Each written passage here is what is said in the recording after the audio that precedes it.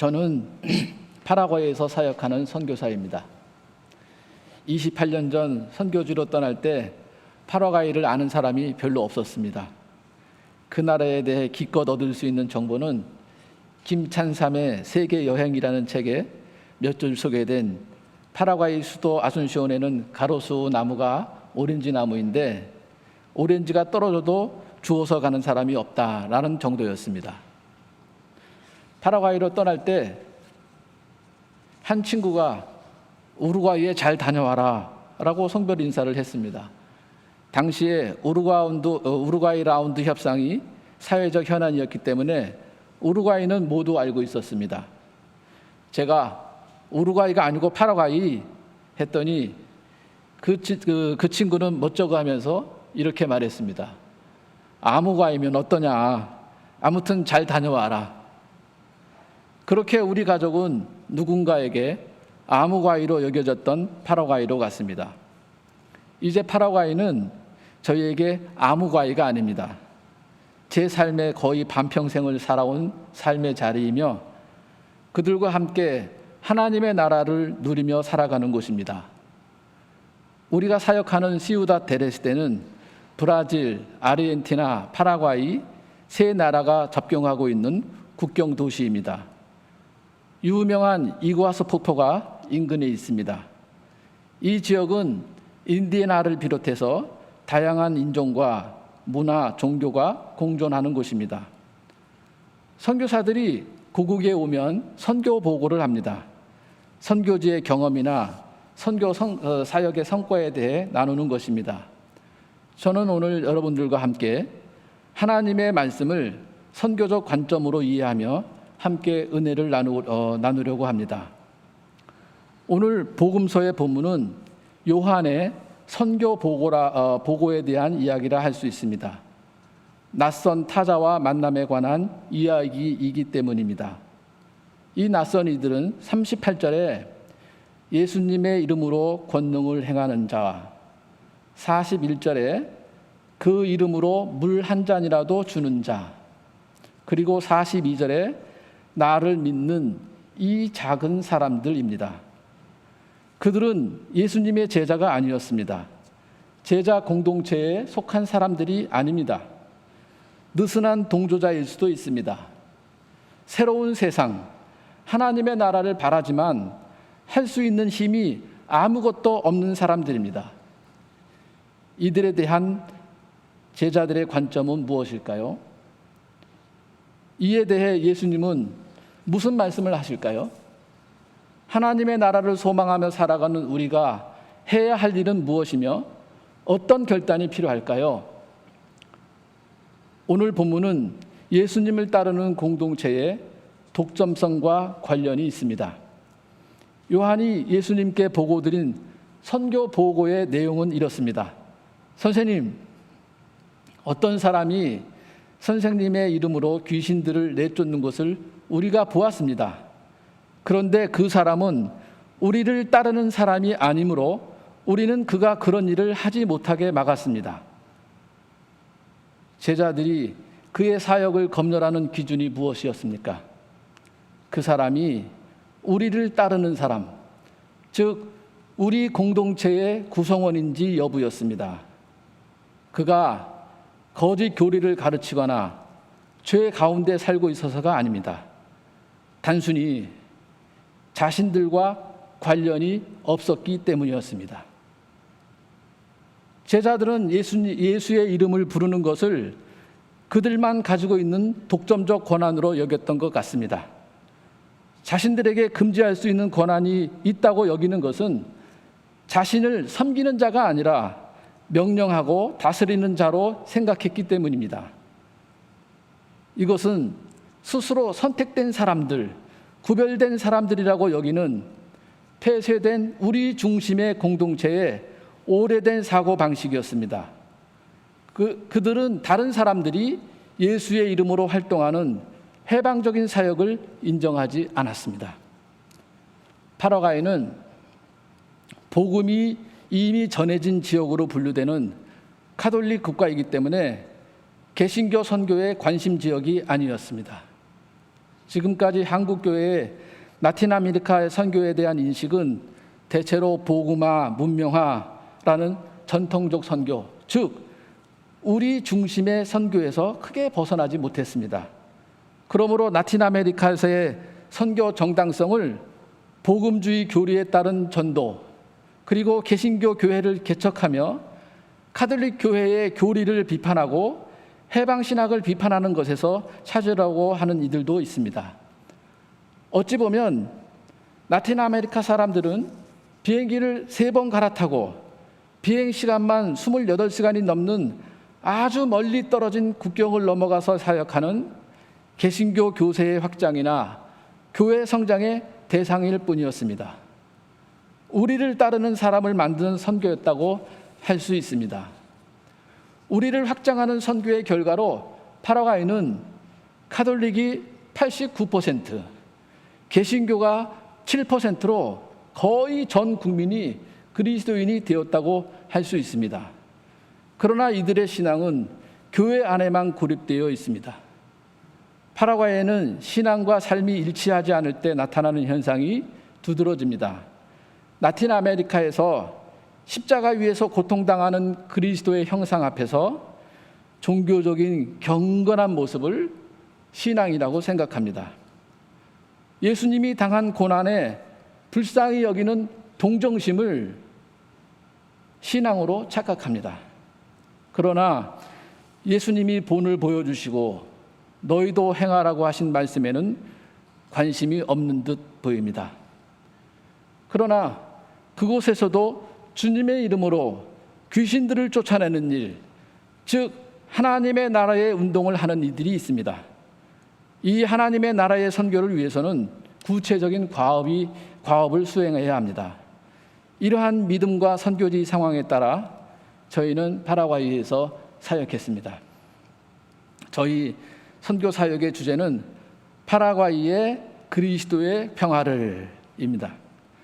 그래서 우리 학교와 교회 이름도 라파스로 정했습니다. 라파스는 평화라는 뜻을 가진 스페인어입니다.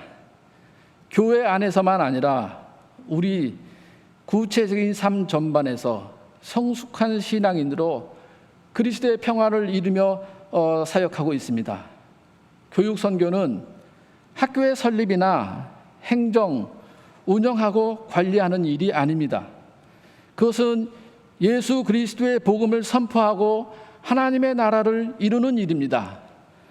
선교사가 학교를 설립하고 정기적인 예배를 드리며 성경 공부 시간이 있다는 사실만으로 교육 선교하고 있다고 할 수 있을까요? 졸업생들이 명문학교에 입학하고 출세하는 것을 선교의 성과로 여길 수 있을까요? 우리 라파스 학교에서는 예수 그리스도의 평화를 이루는 성품과 자세를 배우고 하나님의 나라의 일꾼으로 세상의 올바른 한 지체가 되어 더불어 살아가는 삶을 가르치고 배우고 있습니다. 이것이 파라과이에서 교육 선교의 과업을 수행하는 것이라고 믿습니다. 우리 라파스 공동체는 그리스도 안에서 그리스도의 평화를, 주님의 평화를 이루기 위해 구체적으로 폭력 없는 가정 만들기, 여성과 어린이 그리고 인디애나의 인권 보호, 정의로운 공동체를 위한 연대, 질병과 가난 극복을 위한 사역을 하고 있습니다. 라틴 아메리카에서 볼 수 있는 급진적 사회운동이나 열정적인 오순절 운동에서 신앙의 다양성을 볼 수 있습니다. 그들은 그들의 방법대로 하나님의 나라를 바라보며 그들의 삶 속에서 하나님의 나라 실현을 위해 구체적인 과업을 수행하고 있는 것입니다. 예수님께서 이렇게 대답하십니다. 막지 말아라. 내 이름으로 기적을 행하고 나서 쉬이 나를 욕할 사람은 아무도 없기 때문이다. 우리를 반대하지 않는 사람은 우리를 지지하는 사람이다. 제자들이 보기에는 그들이 우리를 따르는 사람이 아닐지라도 예수님께서는 그들을 인정하십니다. 그들이 바로 우리를 지지하는 사람이라고 말씀하십니다. 예수님은 더욱 포괄적인 관점에서 제자들을 부르십니다. 그들은 요한과 다른 제자들과는 다른 방법으로 하나님의 나라에 대해 설교하고 가르치고 구원의 좋은 소식을 전하고 있습니다. 그들의 방법으로 예수님의 이름의 능력을 믿고 삶을 치유하며 변화시키고 하나님의 나라를 향해 나아가고 있는 것입니다. 우리는 언제나 우리라고 하는 경계의 다른 쪽에 있는 그리스도인들이나 낯선 사람들을 열등한 것으로 생각합니다. 그러나 그리스도는 우리가 중요하지 않다고 여기는 사람들의 은사를 존중하셨습니다. 예수님에게 중요한 것은 그 사람이 공동체의 일원인지 아닌지가 아니라 그 공동체가 해야 할 선을 행하는지 여부입니다. 그들은 기존의 즉 예수님을 따르는 공동체의 저 너머에 있었고 그 공동체 밖에서 예수님의 이름으로 섬기며 기적을 행했습니다. 우리는 주님의 이름으로 섬기는 것에 다양성이 있음을 인식해야 합니다. 하나님의 나라에서, 하나님의 나라의 사역에서 아무도 독점적인 것은 없기 때문입니다. 한국 같은 북반구에서는 해가 동쪽에서 떠서 남쪽을 돌아 서쪽으로 집니다. 해시계 막대의 그림자도 오른쪽으로 돌아갑니다. 그래서 시계를 발명할 때 시계 바늘이 해시계의 그림자처럼 오른쪽으로 돌게 만든 것입니다. 그러나 파라과이 같은 남반구에서는 해가 동쪽에서 떠서 북쪽을 돌아 서쪽으로 집니다. 파라과이에서는 해시계의 그림자는 시계 반대 방향인 왼쪽으로 돕니다. 만약 파라과이 같은 남반구에서 시계를 발명했다면 시계 바늘이 지금과는 반대 방향으로 도는 시계를 만들었을 것입니다. 나에게 당연한 일이 다른 환경 속에 있는 사람들에게 당연한 일이 아닐 수도 있습니다.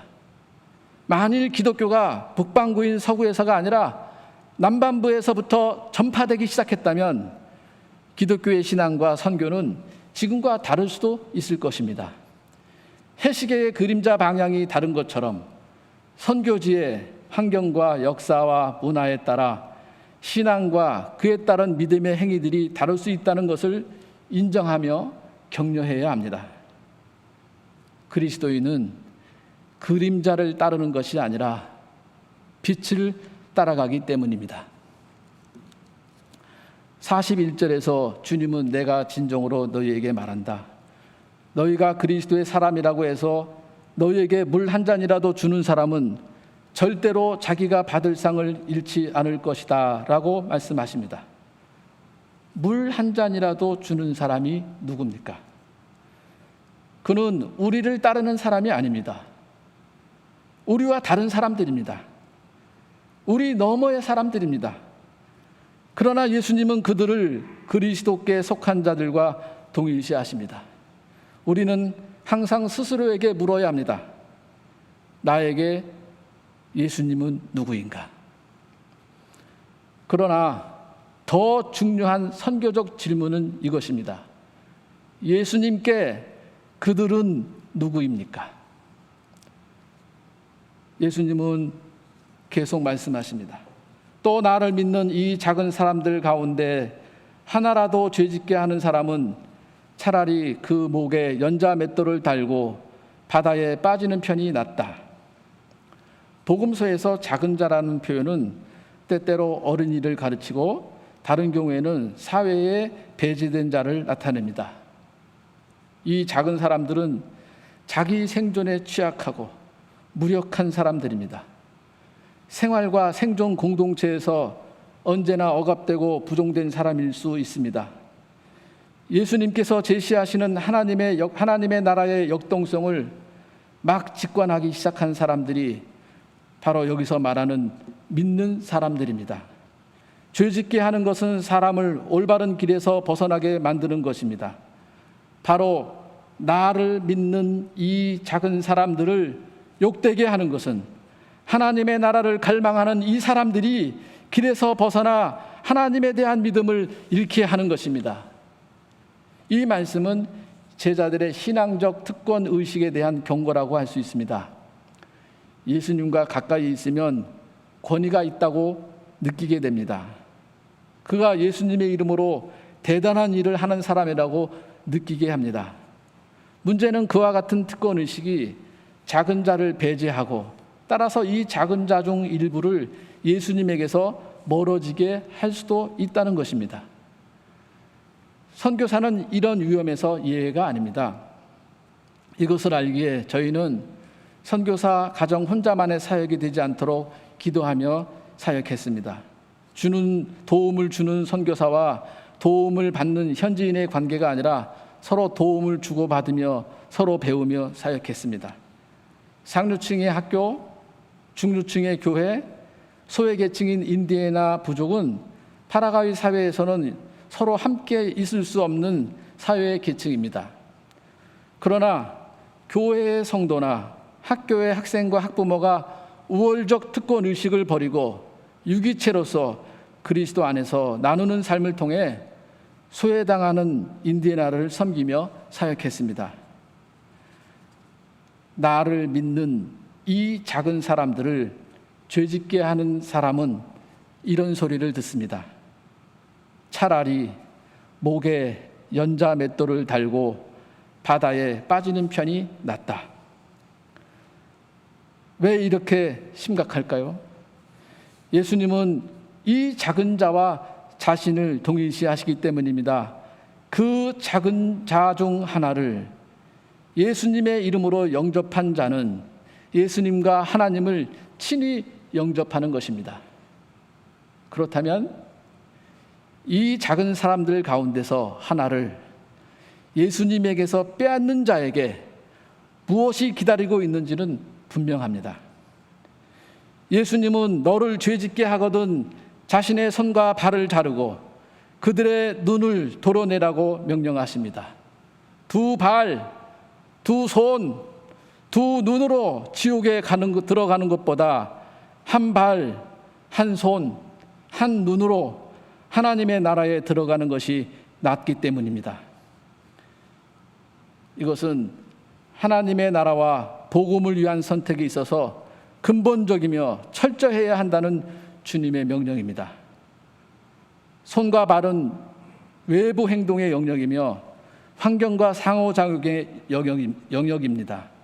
눈은 의지, 지성, 판단, 느낌을 포함하는 감정적 사고의 영역입니다. 그러므로 이 말씀은 자해하라는 권유가 아닙니다. 이것은 우리를 죄에 얽매이게 하고 이 작은 사람들 가운데서 하나라도 죄짓게 만드는, 즉 올바른 길에서 벗어나게 만드는 모든 행동과 의지와 감정을 포기하라는 힘들고 끊임없는 결단으로의 초대입니다. 하나님 없이 남겨진 인간의 상황은 구더기도 죽지 않고 불도 꺼지지 않는 지옥입니다. 이 역겨운 곳에서 하나님의 나라에 참여하지 않은 사람들의 처지를 볼 수 있습니다. 그것은 우리가 있을 곳이 아닙니다. 생명에 들어가야 합니다. 하나님의 나라에 들어가야 합니다. 이를 위한 결단이 필요합니다. 그리스도인이 되는 것은 단지 전통적 교리에 동의하고 그것을 확신하는 행위에서 생기는 것이 아닙니다. 어떤 공동체의 구성원이 되는 것도 아닙니다. 그리스도인은 구체적인 일상의 삶과 타자와의 만남에서 우리를 넘어 새롭게 형성되는 것입니다. 이러한 그리스도인의 정체성은 그리스도 안에 있습니다. 예수님의 이름 안에 있습니다. 이것은 낯선 자와 대면하여 공감할 수 있는 능력입니다. 우리 저 너머에 있는 자들과 함께하는 삶을 살 수 있는 능력입니다. 이것은 그들과 함께 지금 여기에서부터 저 너머로 이어지는 하나님의 나라의 사건에 참여하는 결단에서 나오는 것입니다.